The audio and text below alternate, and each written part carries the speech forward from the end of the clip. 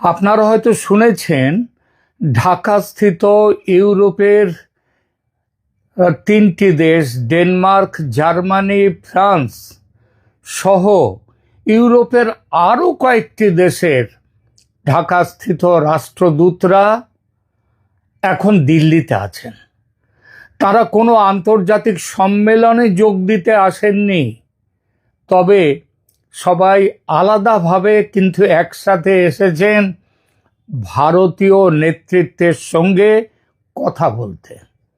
তারা নয়াদিল্লিতে ভারতের বিদেশমন্ত্রী এস জয়শঙ্কর এবং জাতীয় নিরাপত্তা উপদেষ্টা অজিত ডোভালের সঙ্গে কথা বলেছেন।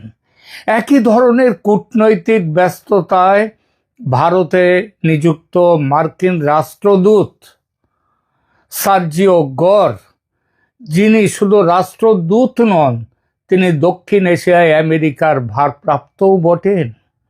তিনি জয়শঙ্কর, ডোভাল এবং অবশেষে প্রধানমন্ত্রী নরেন্দ্র মোদীর সঙ্গে পর্যন্ত দেখা করেছেন। এতে ইঙ্গিত মেলে যে এটি কোনো একক দ্বিপাক্ষিক ঘটনা নয়, বরং বৃহত্তর কৌশলগত আলাপ চলেছে সবার মধ্যে। আলাপ যে চলেছে এবং সে আলাপ যে রীতিমতো অস্বাভাবিক, মানে স্বাভাবিক নয়, সেটা সবার একযোগে দিল্লি ছুটে আসা দেখে বুঝতে অসুবিধে হয় না। এখন প্রশ্ন, তারা সেখানে কি করছেন? আলাপ হয়ে থাকলে কি আলাপ হয়েছে? ভারতের বিভিন্ন সংবাদ মাধ্যম সূত্রে জানা যাচ্ছে এর মূল কারণ বাংলাদেশের সাম্প্রতিক রাজনৈতিক পরিবর্তন ও আসন্ন বাণিজ্য ঝুঁকি নিয়ে একটা কনসার্টেড এফার্ট, একটা সমন্বয় করা। বিশেষ করে ইউরোপীয় বাজারে বাংলাদেশের বাণিজ্য সুবিধা, শ্রম অধিকার, মানবাধিকার, নির্বাচন, আইসিটি বা ট্রাইব্যুনালে, মানে যেটা ইন্টারন্যাশনাল ক্রাইম ট্রাইব্যুনাল, সেখানে শেখ হাসিনা সহ আওয়ামী লীগ নেতাদের বিচার ও মৃত্যুদণ্ডের ইস্যু, এসব বিষয় ছিল এই আলোচনার মধ্যে। এবং এ খবর দিচ্ছে ভারতের প্রথিতযশা বিভিন্ন মেইনস্ট্রিম মিডিয়া। ভারতের দিক থেকে এই কূটনৈতিক যোগাযোগের আরেকটি উদ্দেশ্য ছিল আঞ্চলিক স্থিতিশীলতা, বাণিজ্য নীতি এবং নিরাপত্তা পরিস্থিতি সম্পর্কে নিজেদের অবস্থান স্পষ্ট করা ও বাংলাদেশে নতুন করে একটি অন্তর্ভুক্তিমূলক নির্বাচন করা। আওয়ামী লীগকে নিয়ে যে নির্বাচন, সে বিষয়ে পশ্চিমের দেশগুলোর সঙ্গে আলোচনা করে এক সারিতে নিয়ে আসা। বলা বাহুল্য আলোচনা হয়েছে। সেই আলোচনায় গৃহীত সিদ্ধান্ত, আবার বলছি, সেই আলোচনায় গৃহীত সিদ্ধান্ত আমেরিকার রাষ্ট্রদূত সার্জিও গর নিজে পৌঁছে দিয়েছেন ভারতের প্রধানমন্ত্রী নরেন্দ্র মোদীকে। একদিকে যখন এই বৈঠক হচ্ছে, তখন চীনের পররাষ্ট্রমন্ত্রী আবার রয়েছেন দিল্লিতে। আবার অন্যদিকে বাংলাদেশের প্রধানমন্ত্রী তখন রয়েছেন চীন সফরে। খুব বিরল পরিস্থিতি মনে হচ্ছে নাকি? মনে হচ্ছে না যে একটা বড় কিছু হতে চলেছে? কি চলছে রাজনীতির এই দাবা খেলায়? আমরা আসব সেই আলোচনায়। একটা দেশ, দুটো অর্থনৈতিক স্তম্ভ, তিনটি পরাশক্তির নজর, আর একটি সরকার যে বুঝতেই পারছে না, তার জ্ঞানই নেই, দেখার চোখ নেই যে তার চারপাশে কোন জাল বোনা হচ্ছে। বাংলাদেশ, দক্ষিণ এশিয়ার এই ছোট্ট দেশটি আজ পরিণত হয়েছে একটি ভূ রাজনৈতিক দাবার বোর্ডে, যেখানে ভারত, আমেরিকা, ইউরোপ এবং চীন প্রত্যেকে চাইছে নিজের ঘুঁটি সাজাতে। আর মাঝখানে দাঁড়িয়ে আছেন তারেক রহমান, লন্ডন থেকে ছুটে এসে হঠাৎ বসে যাওয়া একজন প্রধানমন্ত্রী এবং বলা যায় যোগ্যতাহীন প্রধানমন্ত্রী। একমাত্র তার যে যোগ্যতা আছে সেটা তিনি তারেক জিয়া হচ্ছেন জিয়াউর রহমান এবং বেগম খালেদা জিয়ার সন্তান, এবং এর একটার পর একটা কূটনৈতিক ভুল বাংলাদেশকে ঠেলে দিচ্ছে এক অজানা অন্ধকারের দিকে। আজকের ভিডিওতে আমরা উন্মোচন করব সেই পর্দার আড়ালের খেলা, যা বাংলাদেশের 18 কোটি মানুষ জানেন না, কিন্তু যার ফলাফল পড়বে এই 18 কোটি মানুষেরই জীবনে। আলোচনায় যেতে গেলে প্রথমে বুঝতে হবে বাংলাদেশের অর্থনীতি ও তার মূল কাঠামোটা, কারণ একটা দেশের অর্থনীতির ওপরে দাঁড়িয়ে থাকে সেই দেশের স্থায়িত্ব। একটি দেশের অর্থনীতি যখন মাত্র দুটি বিষয়ের ওপর দাঁড়িয়ে থাকে তখন সেটা শক্তি হয় না, সেটা হয় দুর্বলতা। বাংলাদেশের সেই দুটি স্তম্ভ হলো, এক, বিদেশে কর্মরত বাংলাদেশিদের পাঠানো রেমিট্যান্স, এবং দুই, রেডিমেড গার্মেন্টস রপ্তানি। রেমিট্যান্সের কথা বলতে গেলে 2026 সালের প্রথম 8 মাসেই এসেছে $22 বিলিয়ন বেশি রেমিট্যান্স। কত? $22 বিলিয়ন। এটা বিশাল অঙ্ক। এই রেমিট্যান্সই এখন বাংলাদেশের বৈদেশিক মুদ্রার রিজার্ভ ধরে রাখছে। কিন্তু সেখানেও যে অশনি সংকেত, আরব সহ দক্ষিণ এশিয়ার অন্যান্য দেশ থেকে বাংলাদেশি শ্রমিকদের ফেরত পাঠানো শুরু হয়েছে। পুশব্যাক চলছে ভারত থেকেও কিন্তু কম রেমিট্যান্স যায় না বাংলাদেশে। রেমিট্যান্সের স্রোত কমতেই থাকবে। আর গার্মেন্টস, বাংলাদেশের মোট রপ্তানি আয়ের 85% আসে এই একটি খাত থেকে। 40 লাখ শ্রমিক, যাদের বেশিরভাগ নারী, তারা এই শিল্পের উপরে নির্ভর করেন। কিন্তু সমস্যা হলো এই দুটি স্তম্ভের একটিও আজ সম্পূর্ণ নিরাপদ নয়। গার্মেন্টস রপ্তানির বাজার, সেটা এখন চারদিক থেকে ঘেরাও হয়ে আসছে। আর এই ঘেরাওয়ের পেছনে কারা? ভারত এবং ইউরোপীয় ইউনিয়ন এবং আমেরিকাও। কিভাবে? দেখুন, বাংলাদেশ দীর্ঘদিন ধরে ইউরোপীয় ইউনিয়নে বিনা শুল্কে পোশাক রপ্তানি করে আসছে। এই সুবিধার নাম EBA, মানে এভরিথিং বাট আর্মস। স্বল্পোন্নত দেশ হিসেবে বাংলাদেশ এই বিশেষ সুবিধা পেত, কিন্তু এখন বাংলাদেশ সেই স্বল্পোন্নত দেশের তালিকা থেকে বেরিয়ে আসার দ্বার প্রান্তে। 2026 সালে আনুষ্ঠানিকভাবে উত্তরণ হবে এবং এর ফলে খুব শিগগিরই 1-2 বছরের মধ্যেই এই শুল্ক মুক্ত সুবিধা বন্ধ হয়ে যাবে বাংলাদেশের জন্য। সেদিন থেকে বাংলাদেশের পোশাকে ইউরোপে বসবে 12% পর্যন্ত শুল্ক। এটা একটা ধাক্কা, কিন্তু আসল বিপদটা এসেছে অন্য দিক থেকে। 2026 সালের জানুয়ারিতে স্বাক্ষর হয়েছে ভারত ইউরোপিয়ান ইউনিয়ন মুক্ত বাণিজ্য চুক্তি। ইউরোপীয় কমিশনের প্রেসিডেন্ট এই চুক্তিকে নিজেই বলেছেন মাদার অফ অল ডিলস, সব চুক্তির মা। এর সাথে সাথে আলাদাভাবে আবার ব্রিটেনের সাথেও ফ্রি ট্রেড এগ্রিমেন্ট করেছে ভারত। এই চুক্তির মানে কি? মানে হলো ভারতের পোশাক এখন ইউরোপের বাজারে শূন্য শুল্কে, মানে বিনা শুল্কে ঢুকবে। যে বাজারে বাংলাদেশ তার সুবিধে হারাচ্ছে, সেই বাজারে ভারত পাচ্ছে নতুন সুবিধে।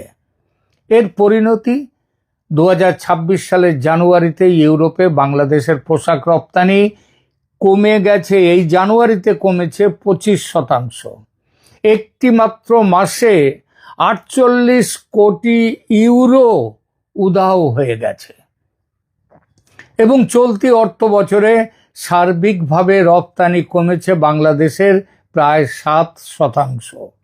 এখন একটু ভাবুন, ইউরোপের বাজারে বাংলাদেশ শুল্কের মুখোমুখি আর ভারত পাচ্ছে শুল্ক মুক্ত প্রবেশ অধিকার। এই সমীকরণে কে জিতবে? এবার আসুন আমেরিকার কথায়। আটলান্টিকের ওপার থেকে ডোনাল্ড ট্রাম্পের আমেরিকা বাংলাদেশের জন্য একটি বাণিজ্য চুক্তির প্রস্তাব দিয়েছে। শুল্ক 37% থেকে কমিয়ে 19% নামিয়ে আনার কথা হয়েছে। এটা শুনতে ভালো, কিন্তু শর্তগুলো দেখুন। আমেরিকা চায় বাংলাদেশ তার পোশাক শিল্পে আমেরিকার তুলো ব্যবহার করবে।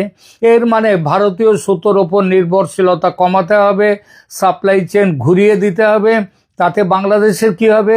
এক, পরিবহন ব্যয় বাড়বে, খরচ বাড়বে, আর খরচ তো বাড়বেই, তার সঙ্গে সময় বাড়বে মাল আসার, প্রোডাক্ট তৈরির। কিন্তু আরও বড় শর্ত হলো কৌশলগত। বলা হয়েছে চীনের সঙ্গে সামরিক সম্পর্ক রাখলে এই সুবিধা থাকবে না। আর এখানেই তারেক সরকার পড়েছে একটা অদ্ভুত ফাঁদে। একদিকে তারেক সরকার চীনের সঙ্গে সামরিক সম্পর্ক ঘনিষ্ঠ করছে, চীনা যুদ্ধ বিমান কেনার আলোচনা চলছে, চীনা বিনিয়োগ আসছে। অন্যদিকে বাংলাদেশের 40 লাখ গার্মেন্টস কর্মীর রুটি নির্ভর করছে আমেরিকা ও ইউরোপের বাজারের ওপর। আবার সেই বাজারেও কিন্তু, বিশেষত ইউরোপের বাজারেও, চীনা পোশাক তাদের সামনে বড় বড় চ্যালেঞ্জ ছুড়ে দিয়েছে।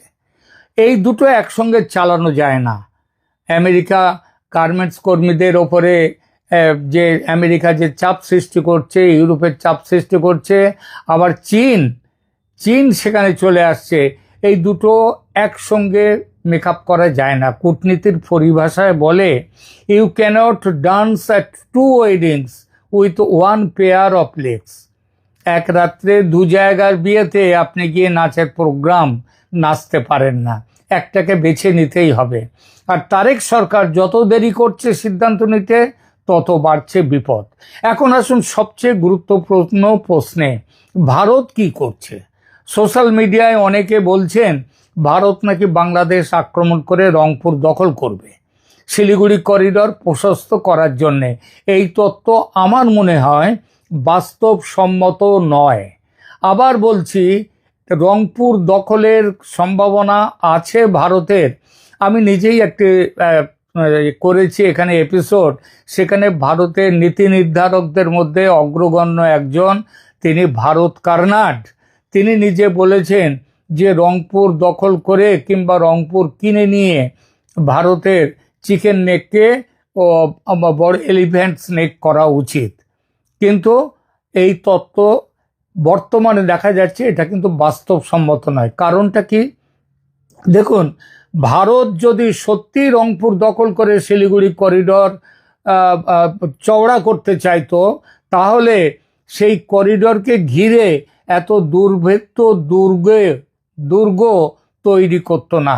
আপনারা শুনেছেন ওখানে ওই শিলিগুড়ি করিডরের মাটির নিচে দিয়ে, এবং মাটির নিচে দিয়ে মানে 50 থেকে 60 ফুট মাটির নিচে সেখানে কংক্রিটের 6 ফিট লেন তৈরি হচ্ছে, এবং যে লেন দিয়ে যাবে সেখানে ট্রেন লাইনের সঙ্গে সঙ্গে সমস্ত কিছু ব্যবস্থা থাকবে। এবং এটা এত সুরক্ষিতভাবে তৈরি হচ্ছে যেখানে ওই ব্লাস্টার বোম, সেই বোমও সেখানে পড়ে সেখানে কিছু করতে পারবে না।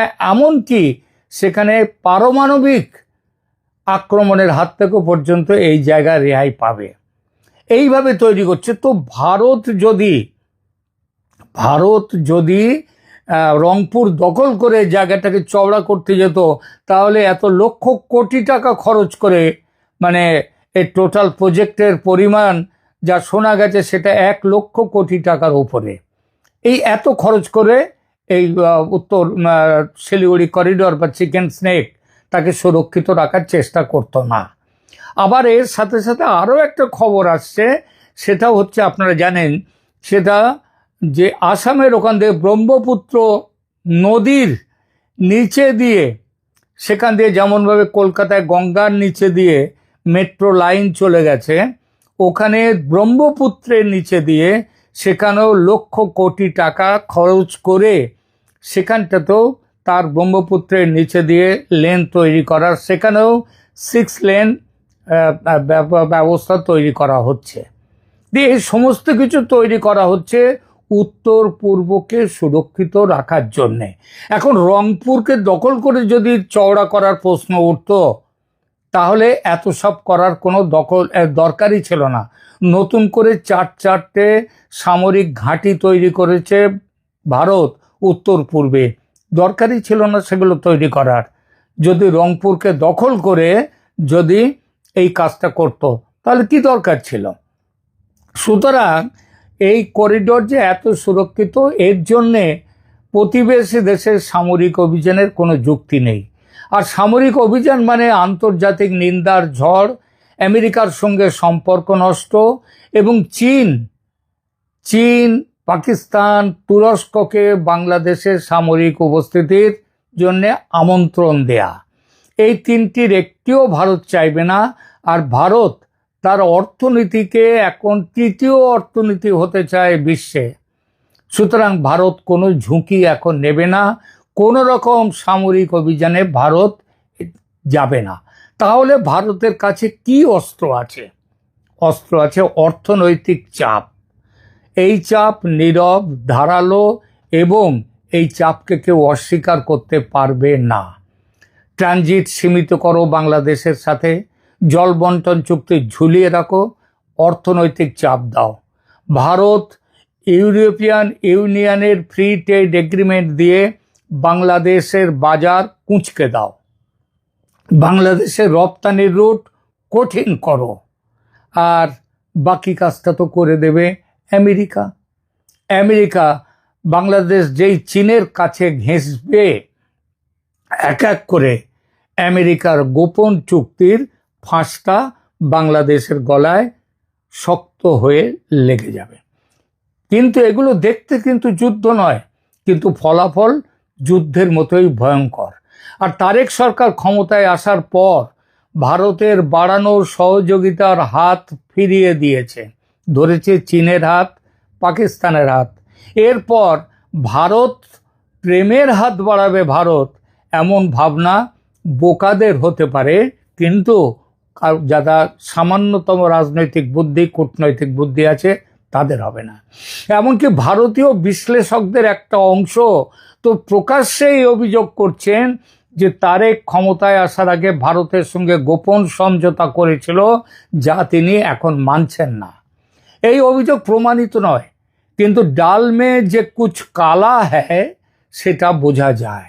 আর এটুকু পরিষ্কার, ভারত বাংলাদেশ সম্পর্ক এখন অবিশ্বাসের দেয়ালে আটকে আছে। এই পরিস্থিতিতে আলোচনায় এসেছে নতুন করে নির্বাচন করার প্রস্তাব, সব দলকে নিয়ে, এমনকি আওয়ামী লীগকে নিয়ে, যে নির্বাচনের দাবি গত 1.5 বছর ধরে করে আসছে ভারত। দিল্লির কূটনৈতিক মহলের খবর, আমেরিকা ও ইউরোপের ডিপ্লোম্যাটরা এ বিষয়ে ভারতের সঙ্গে এবার সহমত হয়েছেন, এবার দিল্লিতে। আর এর ফলে জোরদার হয়েছে শেখ হাসিনার দেশে প্রত্যাবর্তনের সম্ভাবনা। শেখ হাসিনা ঘোষণা করেছেন বর্ষার পরে দেশে ফিরবেন, বাস্তবতাও সেদিকেই ইঙ্গিত দিচ্ছে। আন্তর্জাতিক সংকেত না পেলে শেখ হাসিনা এতটা নিশ্চিত হয়ে ফেরার কথা বলতেন না। এই যেন 24-এর হাসিনা বিদায়ের বিপরীত প্রতিক্রিয়ার ছবি দেখছি। সেবার আমেরিকার স্বার্থে সায় দিয়ে হাসিনা বিরোধী অভ্যুত্থানকে সমর্থন দিয়েছিল। এই দেশগুলো হাসিনা বিরোধী অভ্যুত্থানকে সমর্থন দিয়েছিল। এখন গত 2 বছর ধরে মোহাম্মদ ইউনূস আর তারেক রহমানের সরকারের দেশের অপশাসনের রেকর্ড দেখে তারা এতটাই তিতিবিরক্ত যে তারাই আবার হাসিনাকে ফেরত চাইছেন। তারা মাঠ পর্যায় থেকে এমন রিপোর্টও এনেছেন যে জুলাই অভ্যুত্থানকে বিপ্লব না বলে মানুষ এখন এটাকে ষড়যন্ত্র বলছে, এবং এদের সংখ্যা খুব একটা কম নয়। এর একটাই অর্থ, মানুষ বলছে এর চেয়ে শেখ হাসিনার আমল অনেক ভালো ছিল। অর্থাৎ হাসিনার ফেরার জমি তৈরি, যেমন দেশে তেমন আন্তর্জাতিক আঙিনায়। তার এই ফেরার পথে যেমন অবদান মোহাম্মদ ইউনূসের, তেমন অবদান তারেক রহমানের। ইউনূসের যেমন লক্ষ্য ছিল দেশ উচ্ছন্নে যায় যাক, হাসিনা এবং আওয়ামী লীগকে খতম করো, ভারতকে খতম করো, একই লক্ষ্য তারেক রহমানের।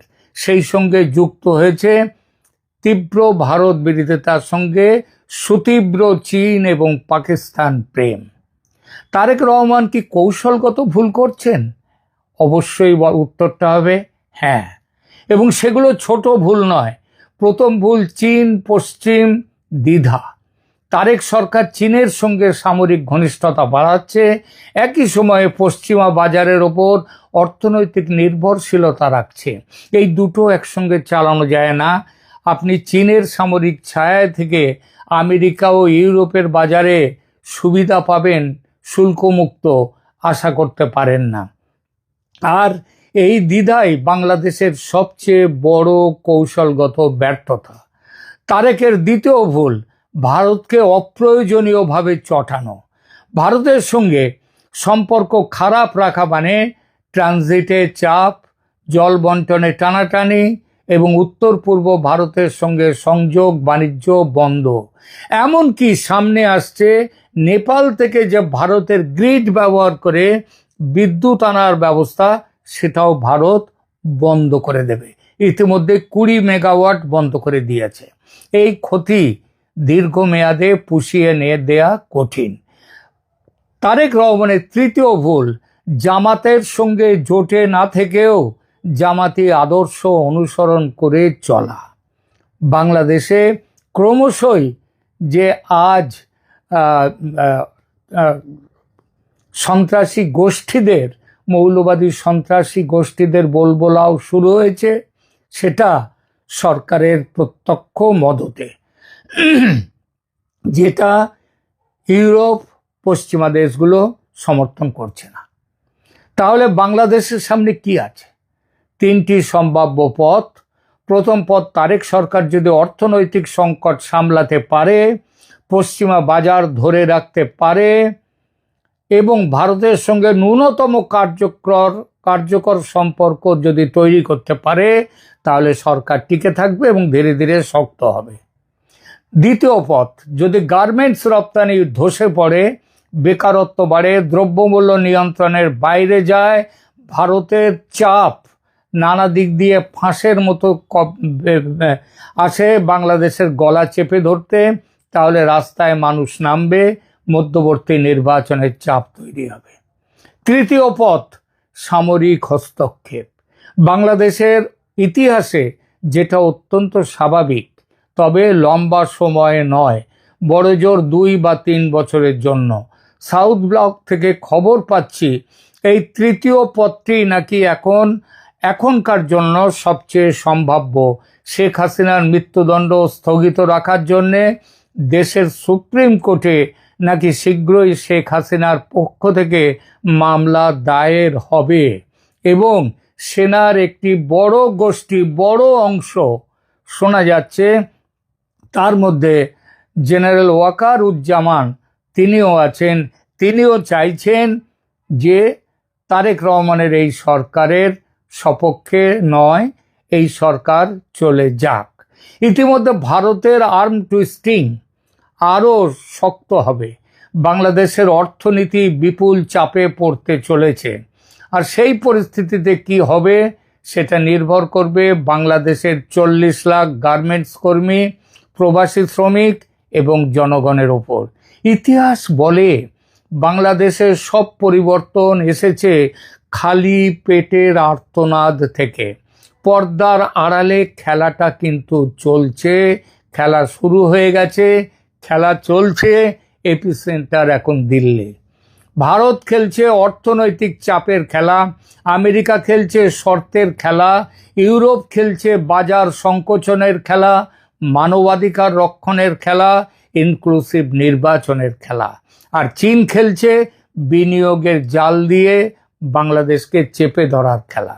মাঝখানে বাংলাদেশ, একটি দেশ যার অর্থনীতির 2টো স্তম্ভ, একটি অনভিজ্ঞ সরকার এবং কোটি মানুষের স্বপ্ন। তারেক রহমানের সরকার যদি এই জটিল সমীকরণ না বুঝে শুধু দলীয় স্বার্থের রাজনীতি করতে থাকে, তাহলে বাংলাদেশকে একটি গভীর সংকটের মধ্যে দিয়ে যেতে হবে এবং সেই সংকটের মূল্য যত না দেবেন রাজনীতিবিদরা, তার থেকে বেশি দিতে হবে সাধারণ মানুষকে। ইতিহাস কিন্তু তৈরি হচ্ছে, আপনি কি দেখতে পাচ্ছেন? ভিডিওটি ভালো লাগলে শেয়ার করুন, লাইক দিন, বাংলাদেশের ভবিষ্যৎ নিয়ে আপনার মতামত কমেন্টে লিখুন, আর চ্যানেলটি সাবস্ক্রাইব করুন, কারণ এই ধরনের বিশ্লেষণ, নিরপেক্ষ বিশ্লেষণ আপনি আর কোথাও পাবেন না। আপাতত রাখছি, ধন্যবাদ।